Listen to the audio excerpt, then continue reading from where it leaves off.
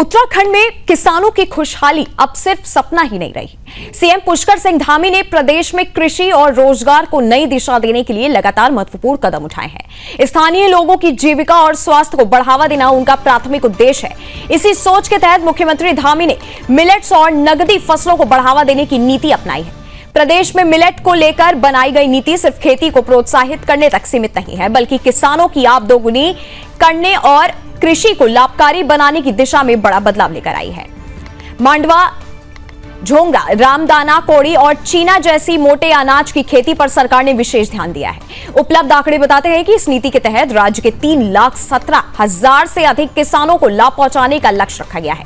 किसानों को बीज और जैविक उर्वरक पर 80% तक अनुदान, पंक्ति बुवाई पर 4,000 रुपए प्रति हेक्टेयर और सीधी बुवाई पर 2,000 रुपए प्रति हेक्टेयर की प्रोत्साहन राशि दी जा रही है। यह स्पष्ट करता है कि मुख्यमंत्री धामी सिर्फ घोषणा नहीं करते, बल्कि जमीन पर बदलाव भी लाते हैं। किसान अब पुराने परंपरागत तरीकों से हटकर लाभकारी खेती की ओर बढ़ रहे हैं। इससे न केवल किसानों की आय बढ़ेगी, बल्कि राज्य की कृषि व्यवस्था में भी बड़ा सुधार होगा। धामी सरकार की योजनाएं रोजगार बढ़ाने, किसानों की आर्थिक स्थिति मजबूत करने और प्रदेश में स्वास्थ्य और जीवन स्तर सुधारने की दिशा में मिसाल कायम कर रही है। स्पष्ट है कि मुख्यमंत्री धामी की दूरदर्शी नीतियों से उत्तराखंड में हर किसान को बेहतर भविष्य और हर गांव में आर्थिक मजबूती मिलेगी।